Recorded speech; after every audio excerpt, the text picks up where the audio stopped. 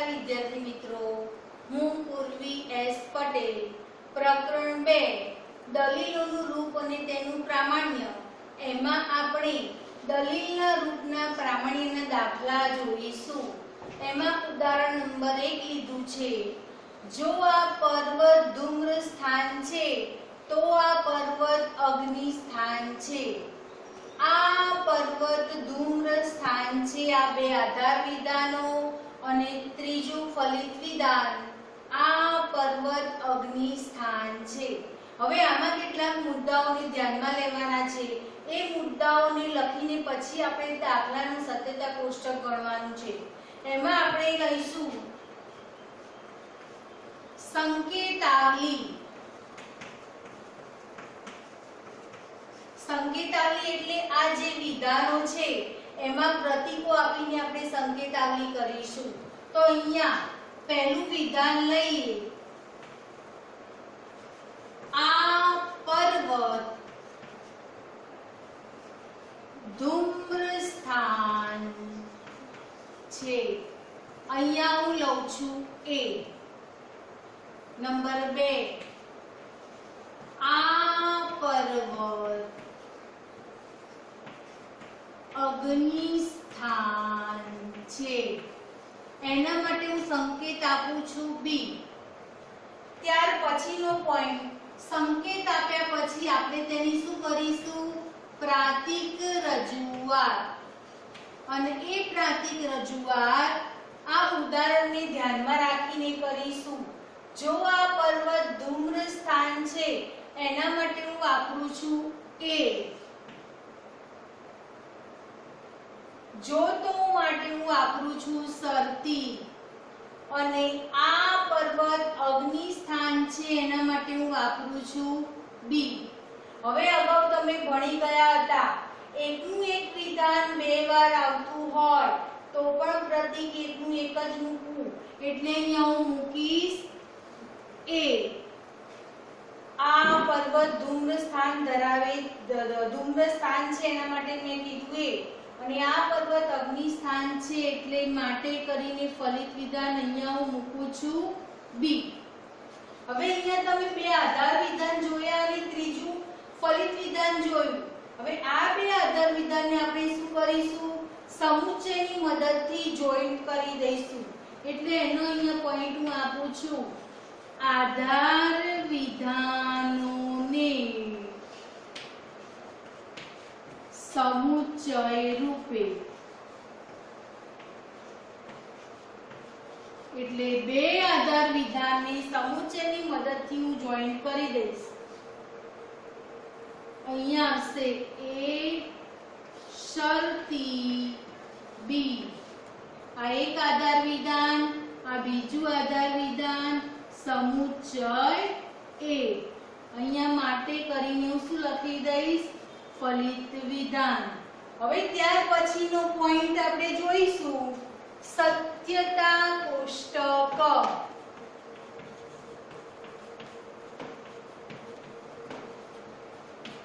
એટલે હવે અહીંયા આપણે આખા દાખલાને ગણીશું. હવે સત્યતા કોષ્ટકમાં જોઈશું આપણે સાદા વિધાનની સંખ્યા કેટલી છે? 1 અને 2. તો હરોળ કેટલી થાય? 4. 2 દુ 4. અહીંયા હું મૂકીશ A અને અહીંયા હું મૂકીશ B. ત્યાર પછી અહીંયા નિષેધનો પોઈન્ટ છે નહીં એટલે આપણે એ નિષેધનું મૂકીશું નહીં. પછી આપણે શું કરીશું? A શરતી B મૂકી દઈશું. સ્તંભ નંબર 3 માં A શરતી B. અહીંયા હું કૌંસ કરીશ નહીં. હવે ચોથા નંબરના પોઈન્ટમાં આપણે શું કરીશું? આખું આધાર વિધાનને સમુચ્ચય સાથે જોડ્યું છે તે મૂકી દઈશું. અહીંયા કૌંસ કરવો જરૂરી છે. કૌંસ કરશો નહીં તો તમને ખ્યાલ આવશે નહીં. એટલે અહીંયા કૌંસ કરવો જરૂરી છે. અને ત્યાર પછી છેલ્લે આપણે શું મૂકી દઈશું? ફલિત વિધાન. ફલિત વિધાનમાં અહીંયા હું મૂકું છું B.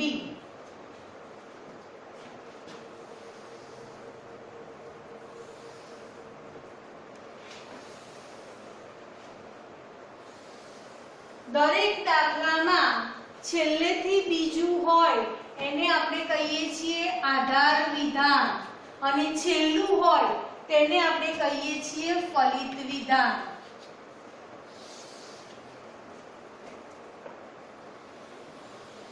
હરોળ 4 દોરવી પડશે.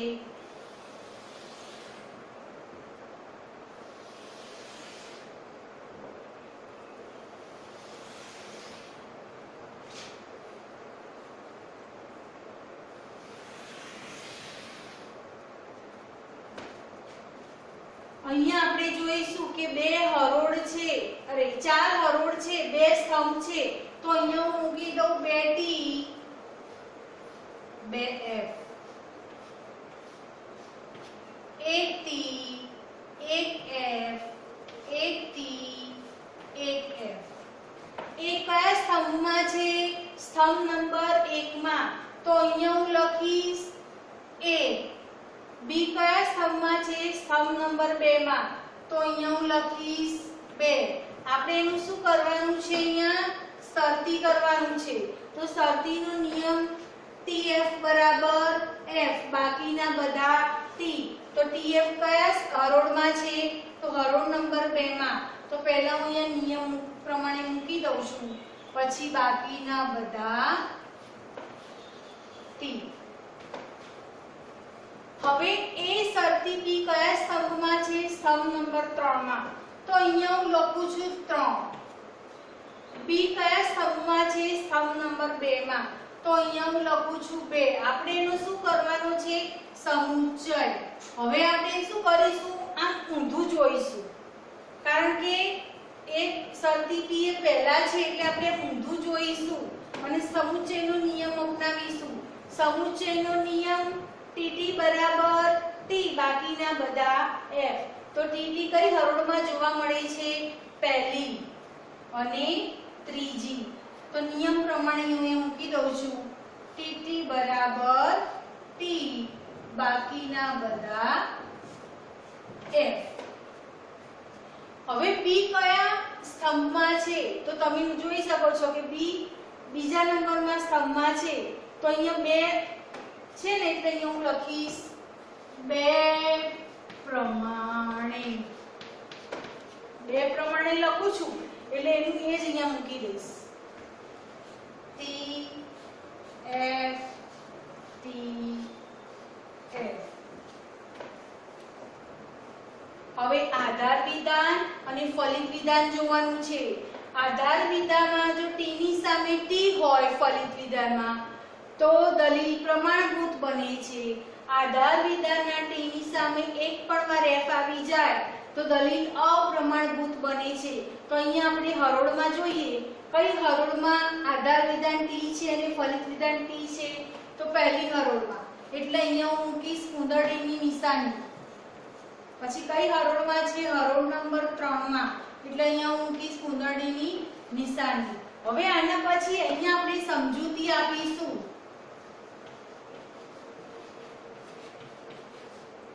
સમજૂતીમાં એમ કહી શકાય, ઉપરના સત્યતા કોષ્ટકમાં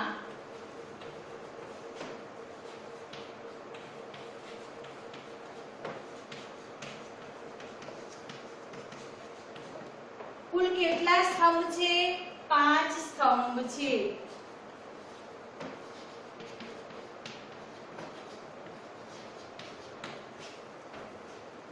તેમાં સ્તંભ નંબર 4 માં આધાર વિધાન છે.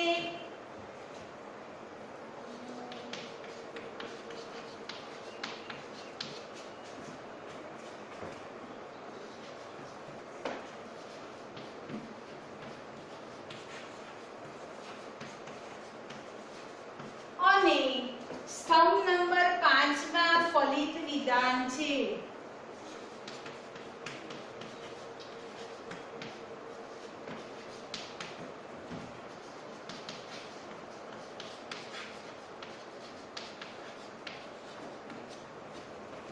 ત્યાર પછી આધાર વિધાનની પહેલી હરોળ, આધાર વિધાનની ત્રીજી હરોળ સત્ય છે.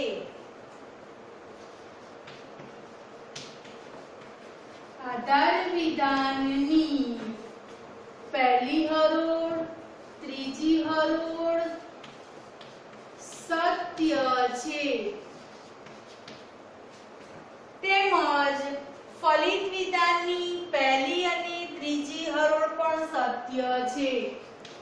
ફલિત વિધાનની પહેલી અને ત્રીજી હરોળ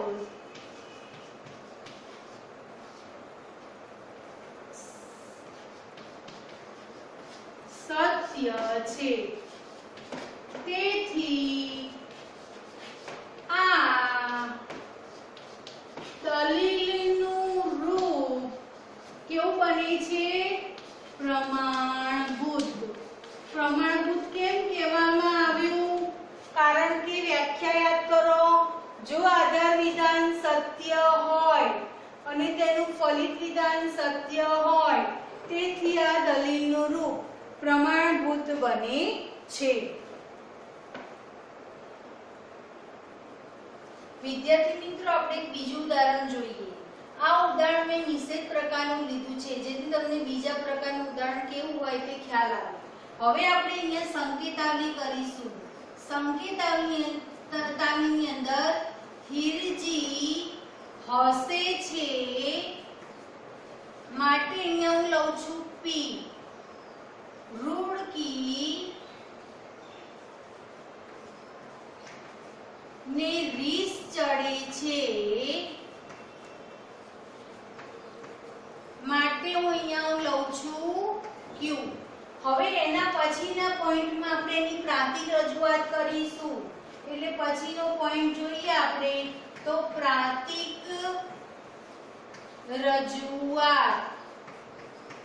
તો અહીંયા આપણે જોઈશું કે હિરજી હસે છે માટે અહીંયા પ્રતીક વાપર્યું છે પી. જો તો આવ્યું એટલે વચ્ચે આવશે સતી. રૂડકીને રીસ ચડે છે માટે અહીંયા મેં લીધું છે ક્યુ. હવે બીજા આધાર વિધાનમાં રૂડકીને રીસ ચડતી નથી એટલે અહીંયા હું લઉં છું નિષેધ ક્યુ. અને ત્રીજામાં તેથી હિરજી હસે છે માટે કરીને પી. હવે એના પછીના પોઈન્ટમાં આપણે આ બે આધાર વિધાનને સમુચ્ચયની મદદથી શું કરીશું? જોઈન્ટ કરીશું. એટલે અહીંયા હું લખીશ આધાર વિધાનોને સમુચ્ચય રૂપે. એટલે સમુચ્ચયની મદદથી શું કરવાનું છે? જોડવાનું છે. એટલે અહીંયા કૌંસનો ઉપયોગ કરીશ.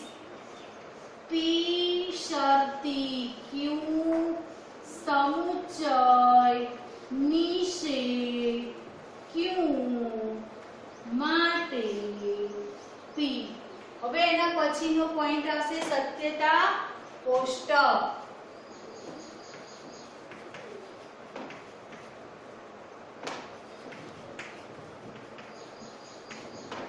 સત્યતા કોષ્ટકમાં આપણે જોઈએ કે આધાર વિધાનની સંખ્યા કેટલી છે? આધાર વિધાનની સંખ્યા 2 હતી. બંને આધાર વિધાનને સમુચ્ચય રૂપે જોઈન્ટ કર્યું અને તેમાં સાદા વિધાનની સંખ્યા કેટલી જોવા મળી? 2 જોવા મળી. p અને q. હવે સાદા વિધાનની સંખ્યા 2 હોય તો હરોળ કેટલી થશે? 4. 2 × 4. ત્યાર પછી આપણે આમાંથી શું કરીશું? નિષેધ વાળું વિધાન મૂકીશું. બીજા પોઈન્ટમાં આવશે એટલે બીજો પોઈન્ટ એટલે સાદા વિધાન પછીનો પોઈન્ટ નિષેધ ક્યુ. એના પછીના પોઈન્ટમાં જે કારકથી જોડાયેલા છે એ લખી દેવા. તો પહેલું અહીંયા લખ્યું છે પી શરતી ક્યુ. એના પછીનું લખ્યું છે પી શરતી ક્યુ ને સમુચ્ચયથી જોડ્યું નિષેધ ક્યુ સાથે. એટલે હું અહીંયા લખીશ પી શરતી ક્યુ કૌંસ નિષેધ ક્યુ. અહીંયા 5 સ્તંભ લખું છું. ત્યાર પછી છઠ્ઠા સ્તંભમાં હું લખીશ ફલિત વિધાન. ફલિત વિધાન શું છે? પી. છેલ્લેથી બીજું આધાર વિધાન એટલે આવી અને છેલ્લું ફલિત વિધાન એટલે ફવી. હવે અહીંયા બે સાદા વિધાન છે તો હરોળ હું બનાવીશ 4.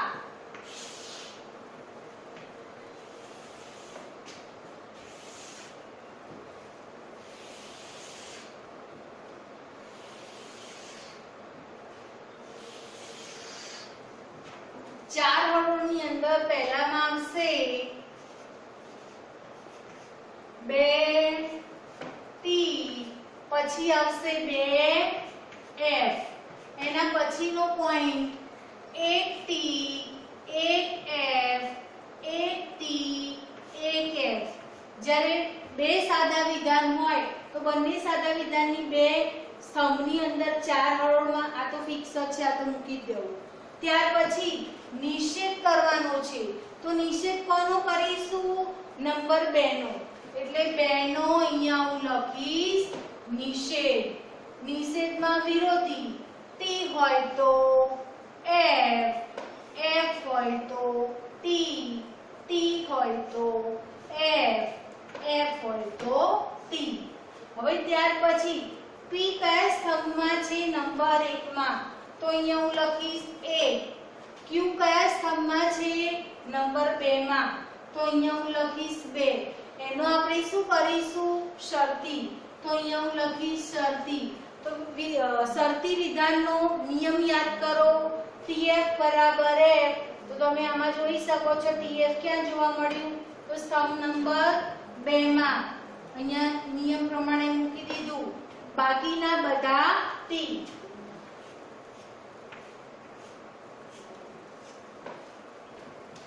ત્યાર પછી સ્તંભ નંબર 5 માં. સ્તંભ નંબર 5 માં p શરતી q કયા સ્તંભમાં આવે છે? તો 4. તો અહીંયા હું નીચે મૂકું છું 4. અને નિષેધ q કયા સ્તંભમાં આવે છે? તો સ્તંભ નંબર 5. એટલે હું અહીંયા મૂકું છું 5. આપણે એનું શું કરવાનું છે? સમુચ્ચય રૂપે જોડવાનું હતું તો અહીંયા સમુચ્ચય મૂકી દઈએ. સમુચ્ચય રૂપે આપણે એને જોડીશું તો અહીંયા નિષેધ q ત્રીજામાં છે એટલે હું અહીંયા લખું છું નંબર 3. હવે શું કરીશું? આ બંનેને સમુચ્ચય રૂપે જોડી દઈશું. સમુચ્ચયનો નિયમ tf tt બરાબર t. તો tt ક્યાં જોવા મળે છે? જોઈ લો છેલ્લા સ્તંભ. તો અહીંયા હું મૂકી દઉં છું t. બાકીના બધા f. હવે છેલ્લા નંબરના સ્તંભમાં ફલિત વિધાન p છે તો p કયા સ્તંભમાં જોવા મળ્યું? સ્તંભ નંબર 1 માં. તો અહીંયા હું નીચે શું લખી દઈશ? એક પ્રમાણે. તો એક પ્રમાણેમાં 2t છે અને 2f છે. હવે પ્રમાણભૂત અપ્રમાણભૂત ઓળખાવાનું હોય તો આધાર વિધાન અને ફલિત વિધાનની હરોળમાં તપાસીશું. આધાર વિધાનમાં જેટલા t છે એની સામે ફલિત વિધાનમાં શું આવેલું છે? તો આપણે જોઈ શકીએ છીએ કે આધાર વિધાનના છેલ્લા હરોળમાં t છે, એની સામે ફલિત વિધાનના છેલ્લા હરોળમાં શું આવ્યું? f આવ્યું. ત્યાં આપણે શું કરી દીધું? ઉંદરડી કરી દીધી. હવે સમજૂતી આપીશું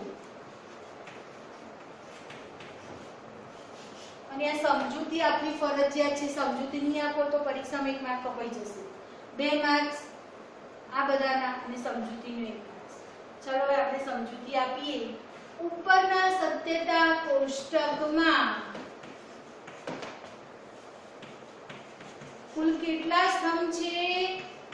કુલ 6 સ્તંભ છે. બરાબર, કુલ 6 સ્તંભ છે. પહેલા સ્તંભની સંખ્યા દર્શાવી દેવાની. કેટલા સ્તંભ છે? પછી કયા સ્તંભના આધાર વિધાન છે અને કયા સ્તંભના ફલિત વિધાન છે એ બતાવવાનું. તો અહીંયા લખવું પડશે સ્તંભ નંબર 5 માં આધાર વિધાન છે અને સ્તંભ નંબર 6 માં ફલિત વિધાન છે। બીજા પોઈન્ટમાં વિધાનો કયા સ્તંભમાં છે એ દર્શાવવાના અને ત્રીજા પોઈન્ટની અંદર કયું આધાર વિધાન સત્ય છે અને કયું ફલિત વિધાન સત્ય છે કે અસત્ય એ દર્શાવવાનું। તો અહીંયા પાંચમા સ્તંભની ચોથી હરોળમાં આધાર વિધાન સત્ય છે। તો અહીંયા સ્તંભ નંબર 5 ની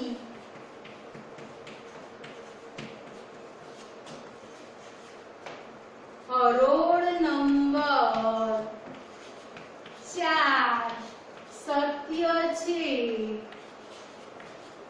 અને તેનું ફલિત વિધાન પણ કેવું બતાવ્યું છે? સત્ય એટલે કે ટી છે। તેથી આ દલીલ કેવી જોવા મળી? ટીની સામે એફ આવી ગયો એટલે અપ્રમાણભૂત છે।